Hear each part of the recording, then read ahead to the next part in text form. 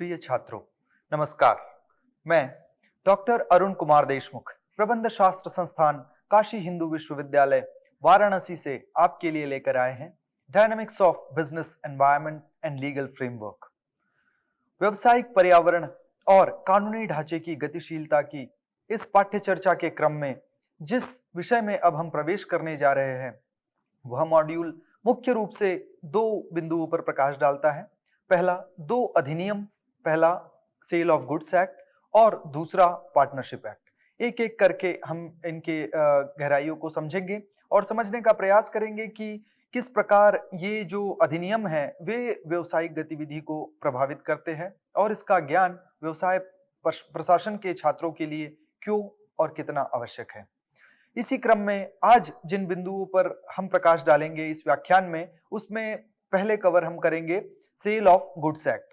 Cell of goods act Bharat में वर्ष 1930 में लागू किया गया। जैसा कि हम पहले भी बता चुके हैं कि ये लॉ ऑफ कॉन्ट्रैक्ट या द इंडियन कॉन्ट्रैक्ट एक्ट 1872 का एक महत्वपूर्ण पहलू हुआ करता था, लेकिन बाद में क्रय और विक्रय और व्यवसाय आदि की पेचीदगियों को देखते हुए इसे एक अलग से अधिनियम के रूप में अधिसूचित किया गया। तो वर्ष 1930 का यह the sale of goods act, इसके विषय में हम कुछ पहलुओं पर चर्चा करेंगे जो इस प्रकार है। पहले हम इसकी हिस्ट्री को जानेंगे, इसके बाद हम समझेंगे गुड्स की परिभाषा इस अधिनियम के तहत क्या है। ठीक इसी तरह से सेल ऑफ गुड्स एक कॉन्ट्रैक्ट है, इस नाते इसके कुछ एसेंशियल्स है, इसकी कुछ मूलभूत अनिवार्यताएं हैं, वह पूर्ण होना चाहिए। वे क्या है उसको समझेंगे और साथ ही हम समझने का प्रयास करेंगे कि सेल और एग्रीमेंट टू सेल में क्या अंतर है। इन्हीं बिंदुओं पर एक एक करके अब हम चर्चा को आगे बढ़ाते हैं।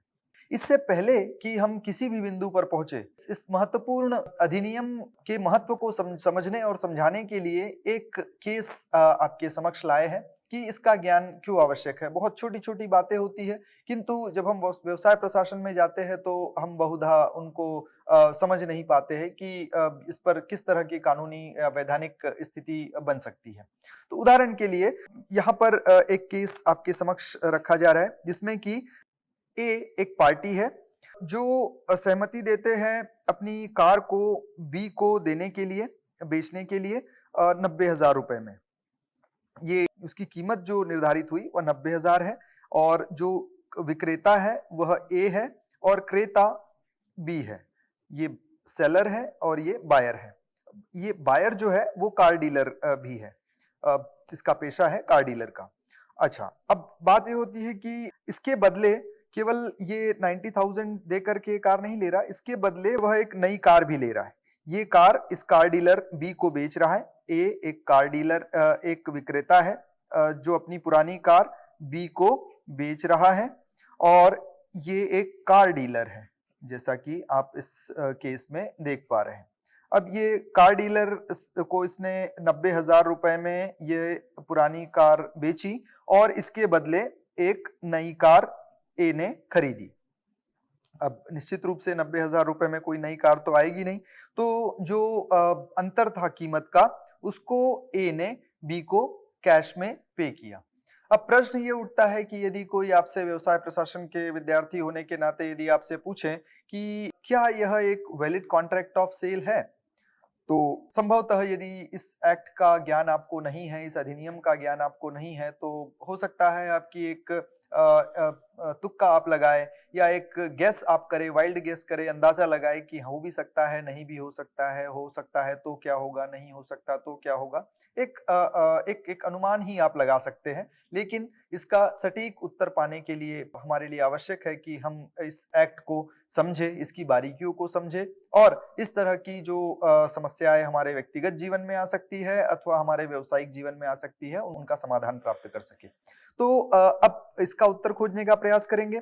दूसरा प्रश्न है यहाँ पर कि what would be your answer, कि आपका उत्तर क्या होगा यदि जो ए है वह अपनी पुरानी कार के बदले नई कार ले ले और इसके बदले कोई भी डिफरेंस पे ना करे। उदाहरण के लिए कोई एक कार है जो केवल 90,000 रुपए में ही मिलती हो, तो पुरानी कार की वैल्यू जिस जो 90,000 रुपए है, तो उस 90,000 की वैल्यू के साथ वो एक नई कार ले ले। हो सकता है 90,000 की वो कार, पुरानी कार, बड़ी कार रही हो और उसके बदले एक छोटी नई कार उसमें ले रहा है। तो एक पुरानी कार जो 90,000 में बिक रही है, उसके बदले एक 90,000 की छोटी नई कार ले रहा हूं। तो अगर ऐसी स्थिति है तो क्या इसे आप एक वैलिड कॉन्ट्रैक्ट कहेंगे, वैलिड कॉन्ट्रैक्ट ऑफ सेल कहेंगे? तो इन बारीकियों को समझने के लिए अब इस केस का विश्लेषण करते हैं। सबसे पहले जो ये एक्ट कहता है उसकी बात हम करते हैं कि कंसिडरेशन जो है, जिसको हम लॉ ऑफ कॉन्ट्रैक्ट में समझ चुके हैं कि किसी वस्तु के बदले यदि कोई प्राइस पे किया जा रहा है तो वह प्राइस और वह वस्तु जिसका विनिमय हो रहा है, वस्तु और वो कीमत मूल रूप से कंसिडरेशन फॉर्म करता है। तो यहाँ पर ये एक्ट कहता है consideration should be only in the form of price in the matter of contract for sale of goods. It is still valid if there is an exchange of goods for goods and in addition a price is paid।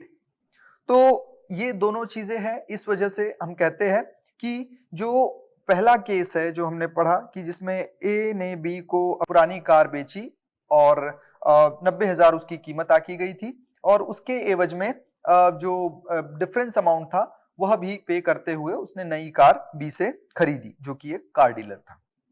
इस तरह से पहला जो उत्तर है वह है कि ये एक वैलिड कॉन्ट्रैक्ट ऑफ सेल है। तो इस तरह से ये हो गया। दूसरा जो केस है जिसमें कि मूल रूप से एक वस्तु का दूसरी वस्तु से विनिमय हो रहा है, कार के बदले कार, और उसमें भी ओल्ड कार के बदले new car, old car to new car.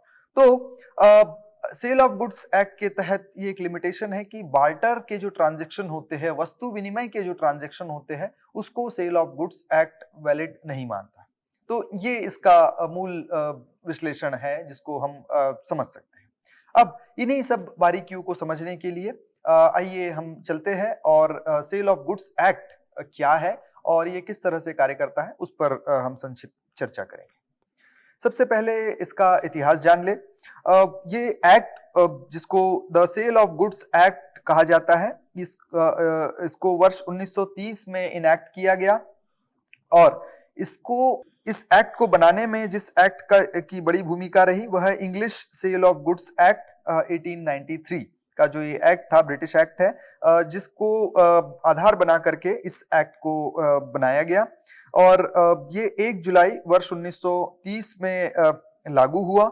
और इससे पहले, जैसा कि हम पहले भी चर्चा कर चुके हैं कि ये चैप्टर 7 में कंटेन था, द इंडियन कॉन्ट्रैक्ट एक्ट, भारतीय अनुबंध अधिनियम 1872 के चैप्टर 7 का एक महत्वपूर्ण हिस्सा हुआ करता था।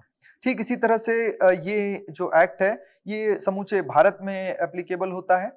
ठीक इसी तरह से अगर हम बात करें इसकी परिभाषा की, तो किस तरह से सेल ऑफ गुड्स को ये एक्ट परिभाषित करता है, तो सेक्शन 4 सबसेक्शन 1 धारा 4 उपधारा 1 के तहत जो Indian sale of goods act है वो कहता है कि contract of sale of goods कुछ इस तरह से परिभाषित किया जा सकता है जो आप इन्वर्टेड कॉमा में देख रहे हैं। A contract of sale of goods is contract where by the seller transfers or agrees to transfer the property in the goods to the buyer for a price. तो इस तरह से एक संक्षिप्त परिभाषा है जिसमें सबसे पहले कहता है कि ये कॉन्ट्रैक्ट है। पहली परिभाषा में से सबसे पहला इसका कैरेक्टरिस्टिक्स हमको देखने को मिलता है कि सेल एक कॉन्ट्रैक्ट है, एक अनुबंध है दो व्यक्तियों के बीच में, एक क्रेता है एक विक्रेता है। दूसरा है एक कॉन्ट्रैक्ट के साथ साथ इसमें जो दूसरी बात होती है कि जो विक्रेता है वह क्रेता को ओनरशिप ट्रांसफर करता है। Transverse or agrees to transfer, दो बातें हैं, या तो वो ट्रांसफर करता है या एग्रीज टू ट्रांसफर, या उसके लिए सहमति देता है क्या ट्रांसफर करने के लिए, तो प्रॉपर्टी इन द गुड्स, इसको हम ओनरशिप भी कहते हैं, स्वामित्व कह सकते हैं। तो इस तरह से ओनरशिप या स्वामित्व जो है वह ट्रांसफर होने की बात ये एक्ट कहता है। तो इस तरह से हम पाते हैं कि और उसके बदले जो स्वामित्व ट्रांसफर हो रहा है, हस्तांतरित हो रहा है, उसके बदले एक मूल्य जो क्रेता है उसको चुकाना होगा। तो ये कुछ मुख्य बातें हैं जो ये परिभाषा हमारे समक्ष रखती है। अब दूसरा जो पहलू आता है कि किसी भी एक्ट को जब हम पढ़ते हैं उसकी परिभाषा उसको परिभाषित करता है एक्ट, उसके बाद आगे बढ़ते हैं तो उसके कुछ एसेंशियल्स होते हैं कि उन एसेंशियल्स के पूरा होने के बाद ही हम उस परिभाषा को या उस एक्ट को ये कह सकते हैं कि ये पूर्ण रूप से लागू होगा, या यदि वो कॉन्ट्रैक्ट है तो वो पूर्ण रूप से कॉन्ट्रैक्ट कहलाएगा। तो इसमें कुछ एसेंशियल्स है और सबसे पहले कि हम बात करें कि जैसा कि हम सभी को विदित है कि पहले पूर्ववर्ती रूप में यह इंडियन कॉन्ट्रैक्ट एक्ट 1872 का एक महत्वपूर्ण हिस्सा हुआ करता था और इस नाते ये एक कॉन्ट्रैक्ट है, एसेंशियली ये एक कॉन्ट्रैक्ट है और इसलिए ये आवश्यक हो जाता है कि एक वैलिड कॉन्ट्रैक्ट के लिए जो एसेंशियल्स है वे सारे एसेंशियल्स एक सेल ऑफ गुड्स कॉन्ट्रैक्ट के लिए भी बराबर रूप से एप्लीकेबल होते हैं। अब इसमें सबसे पहला एसेंशियल हम कहते हैं एटलीस्ट टू पार्टीज।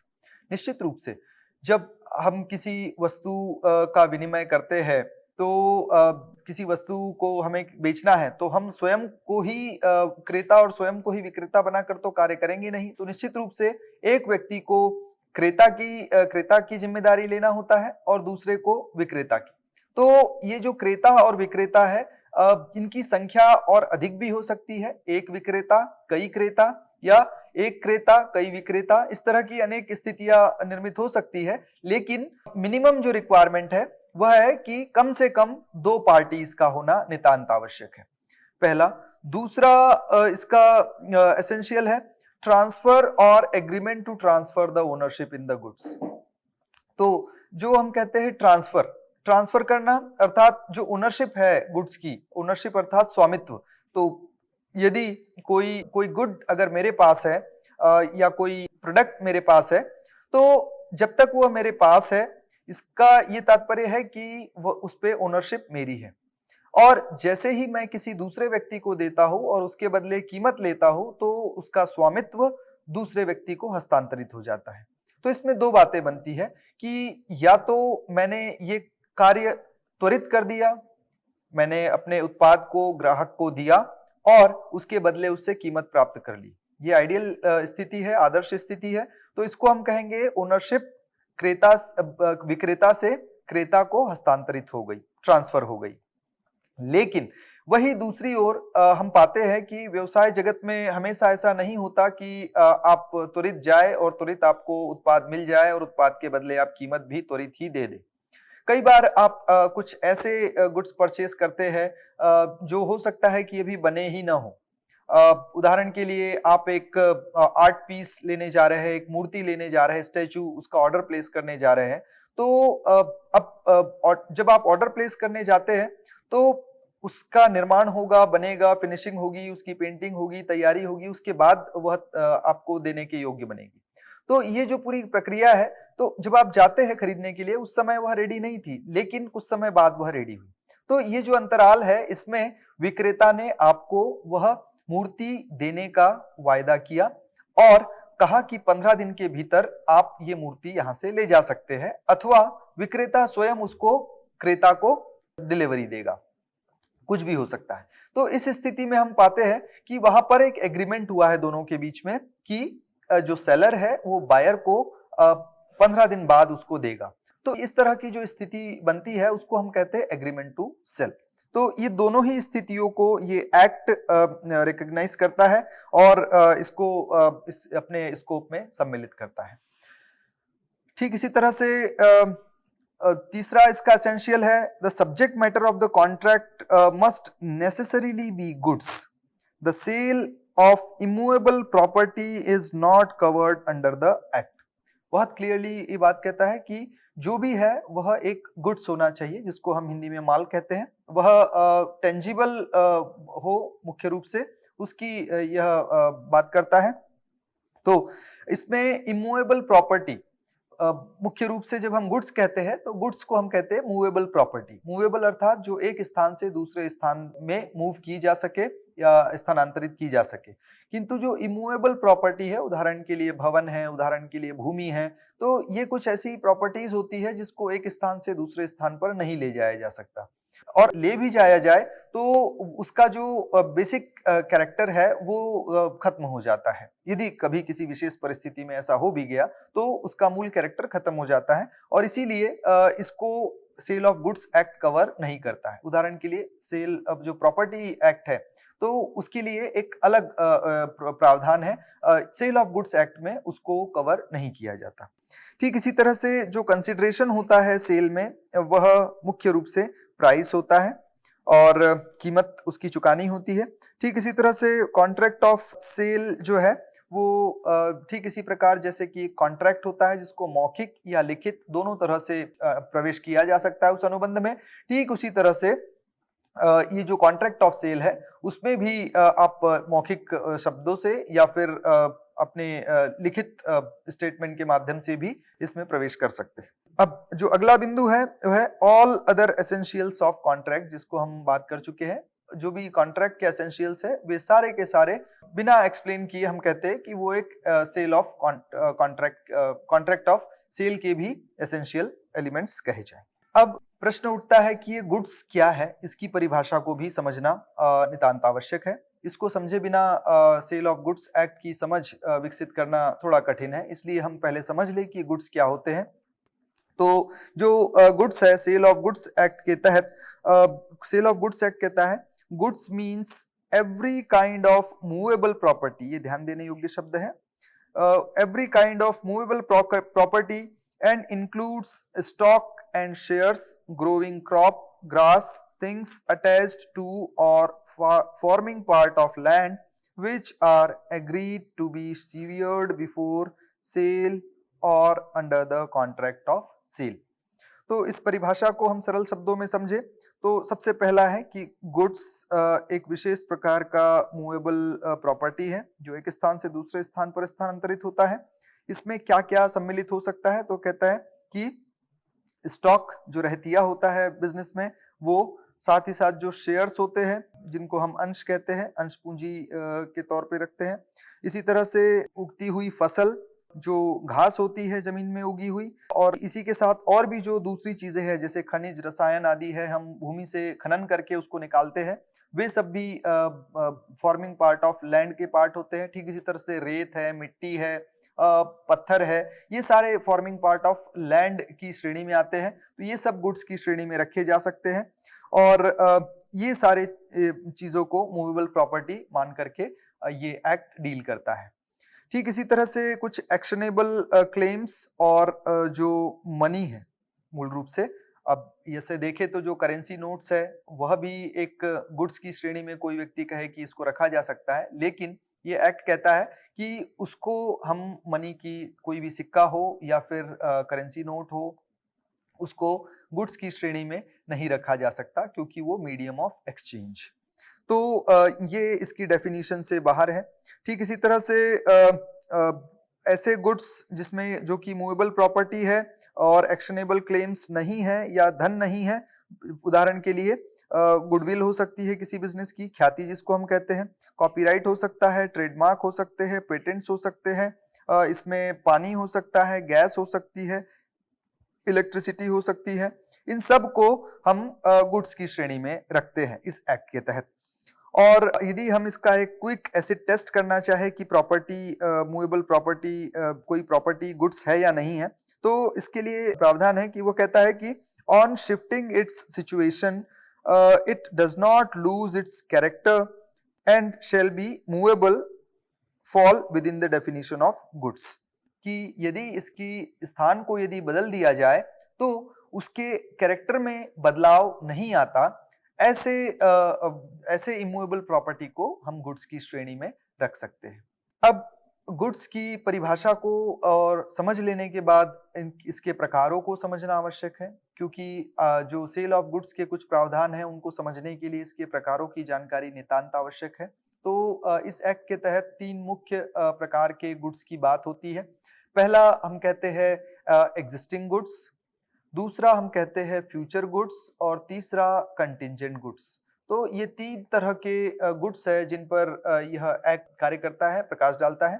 तो इसमें हम एक-एक करके इनको समझने का प्रयास करेंगे। सबसे पहले एग्जिस्टिंग गुड्स। एग्जिस्टिंग गुड्स जैसा कि इसके नाम से प्रकट होता है कि ऐसे गुड्स जो अभी एग्जिस्ट करते हैं, ऐसे गुड्स जो भी वर्तमान है, जो भी उपस्थित है।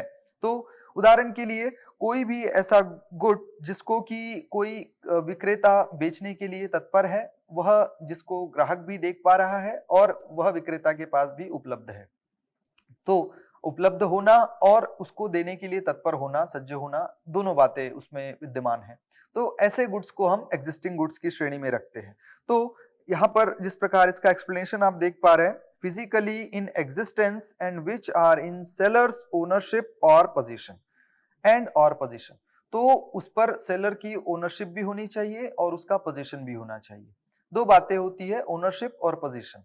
ओनरशिप है कि मेरा ये जो पेन है इस पर ओनरशिप है, लेकिन ये पेन आपके पास है। तो पोजीशन आपके पास है, ओनरशिप मेरी है, क्योंकि मैंने आपको सहायता के रूप में ये पेन दिया हुआ है। तो इस तरह से पोजीशन और ओनरशिप दो अलग-अलग बातें हो जाती है। कई बार ये पेन मेरी ओनरशिप में है, मेरा स्वामित्व है इस पेन पर, और स्वामित्व होने के साथ-साथ ये पेन मेरे ही पास रखा हुआ है। तो ओनरशिप और पोजीशन एक ही व्यक्ति के पास है। तो दोनों ही स्थितियों में हम इसको एग्जिस्टिंग गुड्स की श्रेणी में रख सकते हैं, चाहे मेरे पास ओनरशिप और पोजीशन दोनों हो, या फिर दोनों में से कोई एक हो। लेकिन दूसरी जो बात है कि पोजीशन अगर अभी नहीं है तो भविष्य में मुझे मिलने की पूरी संभावना है, तो ही मैं इसको गुड्स की श्रेणी में अपने यहाँ पर क्रय और विक्रय के लिए इस्तेमाल कर सकता हूँ। तो ऐसे गुड्स को हम एग्जिस्टिंग गुड्स की श्रेणी में रखते हैं। तो ठीक इसी तरह से जो दूसरा प्रकार है वह है फ्यूचर गुड्स। फ्यूचर गुड्स जैसा कि इसके नाम से प्रकट हो रहा है कि ऐसे गुड्स जो भविष्य में हमारे पास आने वाले हैं, आ सकते हैं, आने की संभावना है। तो जैसा कि इसका एक्सप्लेनेशन आप देख पा रहे हैं, goods to be manufactured, produced or acquired by seller after the making of the contract of sale are called future goods according to section 2 subsection 6। तो जैसा कि हम देख पा रहे हैं कि अभी कोई माल है जो मेरे पास नहीं है, जो वस्तु है वो मेरे पास नहीं है, किंतु भविष्य में उसके मेरे पास आने की संभावना है या मैं उसको लेने वाला हूँ। उदाहरण के लिए कई बार जो फ्यूचर कॉन्ट्रैक्ट्स होते हैं उसमें इस तरह की स्थिति बनती है कि पहले डील फाइनल हो जाती है और उसके बाद फिर उस प्रोडक्ट पे काम शुरू होता है। उदाहरण के लिए रियल एस्टेट की ही बात करें, यद्यपि ये इसका बिल्कुल सटीक उदाहरण तो नहीं है, लेकिन आपने फ्लैट के लिए अपने अग्रिम धनराशि दी और कहा कि 1 साल के भीतर मुझे फ्लैट चाहिए।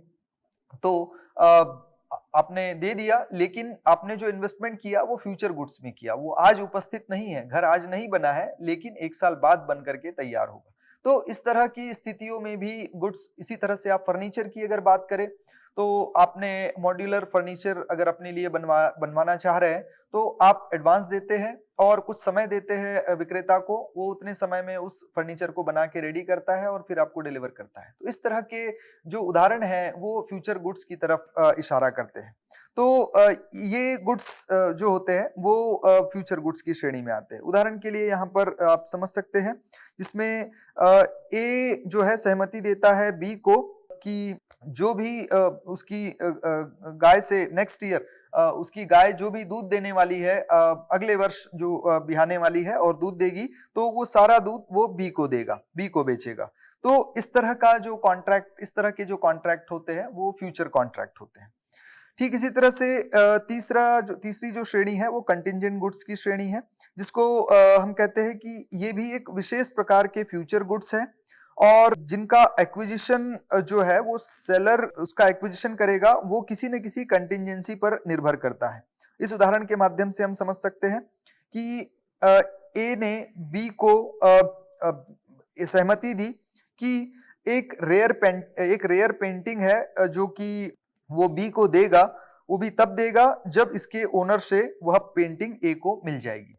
जब ए उस पेंटिंग को प्राप्त कर लेगा, सी से, सी जो कि एक पेंटर है, एक कलाकार है, उससे उस पेंटिंग को प्राप्त कर लेगा, उसके बाद वह पेंटिंग वो बी को देगा। अब सी से प्राप्त होना या न होना कंटिंजेंट है, इस बात पर ये कॉन्ट्रैक्ट टिका हुआ है। सी हो सकता है कि मना भी कर दे, तो अगर सी मना कर देगा तो बी को ए जो है वो बी को पेंटिंग नहीं दे पाएगा।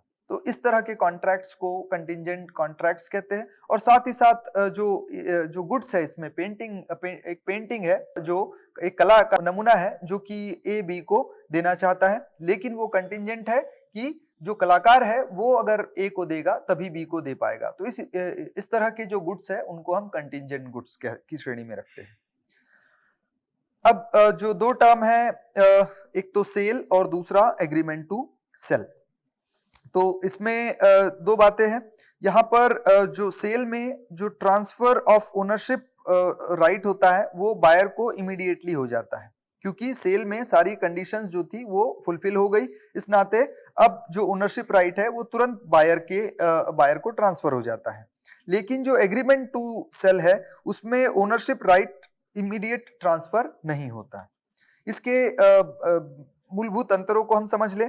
जो सेल है वो जिसमें ओनरशिप पास होती है वो बायर को हो जाती है, जबकि एग्रीमेंट टू सेल में ओनरशिप सेलर के पास ही रहती है जब तक कि उस कॉन्ट्रैक्ट के सारे ऑब्लिगेशंस मीट ना हो जाए। ठीक इसी तरह से सेल जो है वो एक एग्जीक्यूटेड कॉन्ट्रैक्ट है और ये एग्रीमेंट टू सेल जो है वो एग्जीक्यूटरी कॉन्ट्रैक्ट है। रिस्क ऑफ लॉस की अगर बात करें कि इस दौरान अगर कोई भी लॉस हो जाता है, तो चूंकि ओनरशिप ट्रांसफर हो गई है सेलर को बायर को, तो अब किसी भी तरह का जोखिम गुड्स में होगा तो उसकी जिम्मेदारी क्रेता की होगी, न कि विक्रेता की। इसी के विपरीत जब हम एग्रीमेंट टू सेल की बात करते हैं तो अगर ओनरशिप और पोजीशन दोनों ही सेलर के पास है तो जो जोखिम है, जो रिस्क है, वो सेलर को बियर करना होगा। ठीक इसी तरह से इसकी पुनर्बिक्री की अगर बात करें तो सेल के केस में किसी भी गुड्स को जिसको बेचा जा चुका है, सेल हो चुकी है, कॉन्ट्रैक्ट कंप्लीट हो गया है, एग्जीक्यूटेड हो गया है, तो उसको रीसेल नहीं किया जा सकता। एक ही गुड्स को दो लोगों को एक ही समय पर नहीं बेचा जा सकता। तो ये है। लेकिन जब एग्रीमेंट टू सेल में है उसमें थर्ड पार्टी को बेचने का अधिकार विक्रेता को होता है कुछ विशेष परिस्थितियों में, जिसको हम आगे समझेंगे। ठीक इसी तरह से it can be specific goods के केस में सेल को ट्रीट किया जाता है, जबकि जो फ्यूचर और अनअसर्टेन्ड गुड्स होते हैं वहां पर एग्रीमेंट टू सेल ऑपरेट करता है। ठीक इसी तरह से ब्रीच ऑफ कॉन्ट्रैक्ट यदि होता है तो जो सेलर है वो बायर से प्राइस ऑफ गुड्स के लिए सू कर सकता है अगर उसने प्राइस पे नहीं किया है, यदि ब्रीच होता है तो। और अगर एग्रीमेंट टू सेल में ब्रीच होता है तो सेलर जो है वो बायर को जो भी उससे डैमेजेस होने वाले हैं, जो भी उससे नुकसान हुआ है, उतना ले सकता है, न कि पूरा प्राइस। तो ये दो बातें हैं। ठीक इसी तरह से अन्य महत्वपूर्ण अंतर इनके बीच में होते हैं जिनको हमें समझने की आवश्यकता है। कुछ विशेष दस्तावेज होते हैं जो कि पजेशर के पास एक गारंटी देते हैं कि ये पोजीशन में है और ओनरशिप किसी और की भी इसमें हो सकती है। तो ऐसे कुछ डॉक्यूमेंट्स है। पहला है bill of lading, dock warrant, warehouse keeper certificate, wharfinger certificate, railway receipt और वारंट और order of delivery of goods. तो ये अलग अलग परिस्थितियों में, उदाहरण के लिए बिल ऑफ लेडिंग अंतरराष्ट्रीय व्यापार में अक्सर प्रयोग होता है। एक्सपोर्ट और इंपोर्ट में ये एक अनिवार्य दस्तावेज के रूप में इसको माना जाता है। तो यदि जिसके पास ये होगा उसको माना जाएगा कि इसका पोजीशन है, राइट उसके पास उस ओनरशिप हो भी सकती है, नहीं भी हो सकती है। तो ये पोजीशन का एक डॉक्यूमेंट है। तो टाइटल इन दी गुड्स जो है वो इन डॉक्यूमेंट से प्रूव होता है।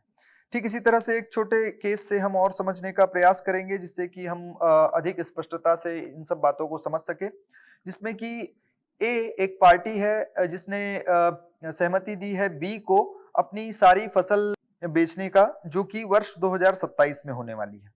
ए के खेत में वर्ष 2027 में जो भी फसल होगी वह वो बी को बेचेगा। तो अब प्रश्न उठता है कि ये किस तरह के गुड्स के लिए कॉन्ट्रैक्ट हो रहा है दोनों के बीच में। तो इसके उत्तर को समझने के लिए इसका संक्षिप्त विश्लेषण हम समझेंगे।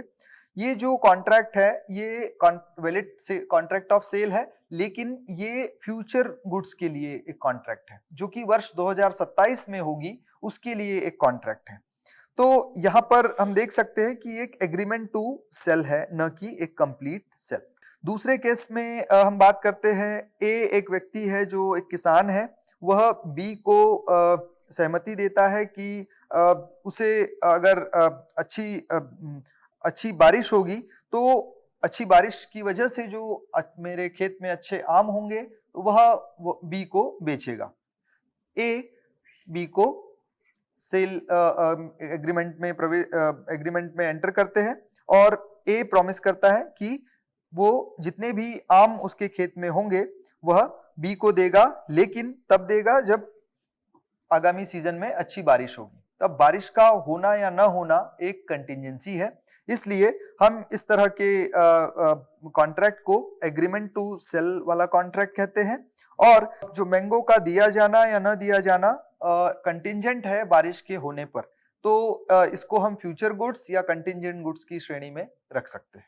इस तरह से हमने संक्षेप में समझने का प्रयास किया कि सेल ऑफ गुड्स एक्ट क्या है और किस तरह से ये अलग अलग इसकी बारीकियां है और इसका ज्ञान किस प्रकार आपको सहायक हो सकता है व्यवसाय की विविध गतिविधियों को समझने के लिए।